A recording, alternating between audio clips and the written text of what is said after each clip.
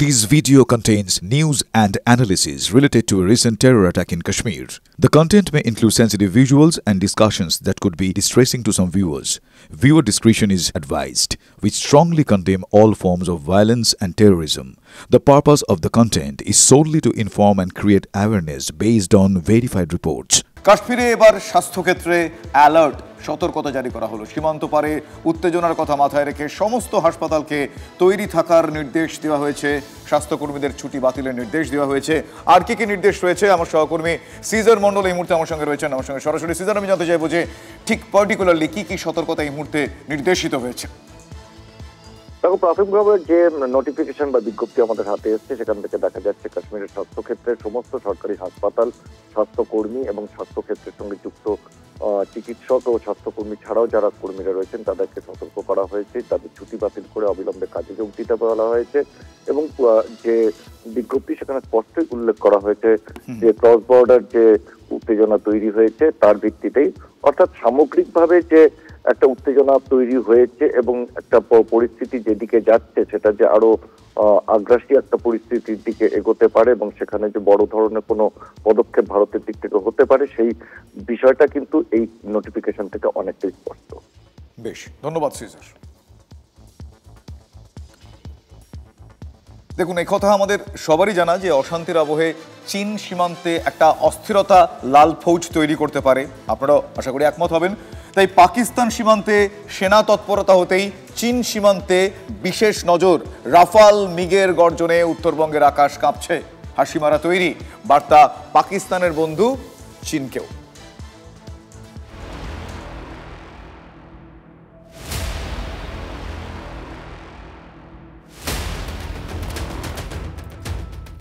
পাকিস্তানের বন্ধু দেশ চীন।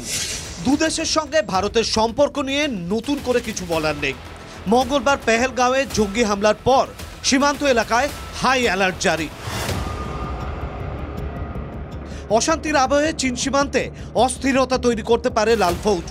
পাক সীমান্তে সেনা তৎপরতার আবহে চীন সীমান্তেও নজর। আগাম প্রস্তুতিতে চীন সীমান্তে মহড়া শুরু বায়ুসেনা ও স্থল সেনার। বাগডোগরা ও হাসিমারা বায়ুসেনা ছাউনিতে মহড়া।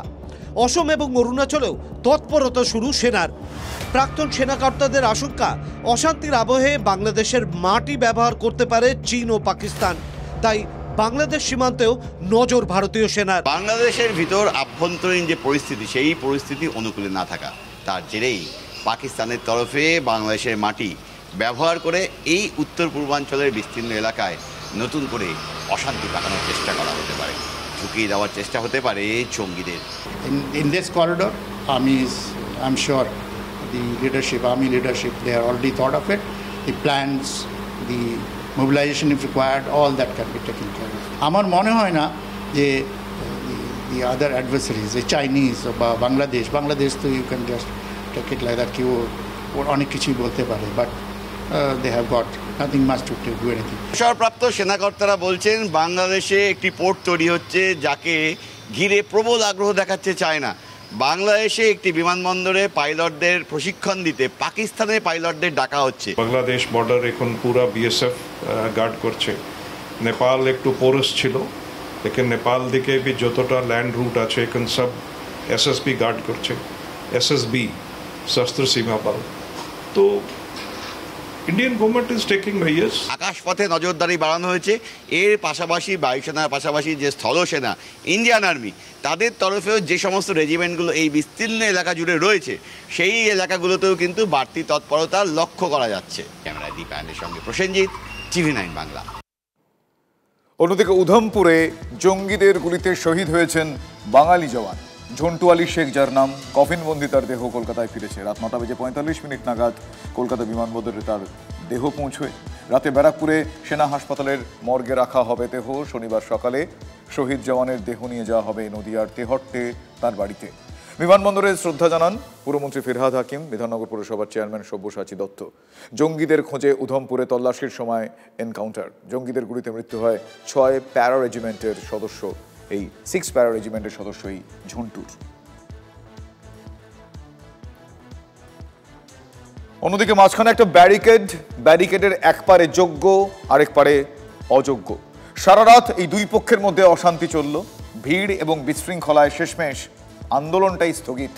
নিট অ্যান্ড ক্লিন ব্যবস্থা করে দিয়েই কি তাহলে আন্দোলন গোটানোর ব্যবস্থাটা পাকা করা হলো? আন্দোলন কি তাহলে একটা ভাঙনের পরিস্থিতি তৈরি হলো? শাসক দল কি তাহলে সফল হলো? সরকার কি তাহলে এটাই চেয়েছিল? এই প্রশ্নগুলোও প্রকট হলো। দৃশ্য 1 অক্টোবর 2022। সল্টলেকের 10 নম্বর ট্যাঙ্কের সামনে অবস্থান চালাচ্ছেন 2014 টেট উত্তীর্ণরা। দুদিন পেরিয়ে 3 দিনের আন্দোলন, আচমকাই ভিড় বাড়ল। 2014 টেট উত্তীর্ণদের পাশেই আন্দোলনে বসে পড়লেন 2017 টেট পাশ করারা। আন্দোলনকারী বনাম আন্দোলনকারী, 2014 বনাম 2017। ভিড় আর বিশৃঙ্খলায় ভেস্তে গেল আন্দোলনটাই। দৃশ্য 2 নভেম্বর 2022। 2014 সালে টেট উত্তীর্ণরা গিয়েছিলেন আদালতে নিয়োগের দাবিতে। সেই দাবির বিরোধিতা করে হাইকোর্টের ডিভিশন বেঞ্চে দ্বারস্থ হলেন 2017 সালে টেট উত্তীর্ণ চাকরি প্রার্থীরা। নিয়োগ প্রক্রিয়ার সুযোগ কেন 2014 পাশ করারাই পাবে? কেন 2017কে বিবেচনা করা হবে না? এই প্রশ্নে আদালতের মুখোমুখি হলেন আন্দোলনকারী বনাম আন্দোলনকারী। অবস্থান হোক বা আদালত, অভিযোগ উঠেছিল আন্দোলন বনাম আন্দোলনের স্ক্রিপ্টটা নাকি শাসকেরই লেখা। সময় বদলালেও চাকরির দাবিটা বদলায়নি আন্দোলনেরও রাস্তা। আর একটা জিনিস বদলালো না, ভিড় দিয়ে ভিড় হটানোর খেলাটা।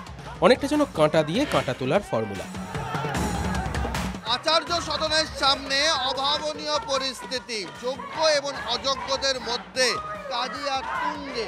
একদিকে তালিকায় নাম যাদের রয়েছে তারা রয়েছেন, তারা স্লোগান চালিয়ে যাচ্ছেন ক্রমশ।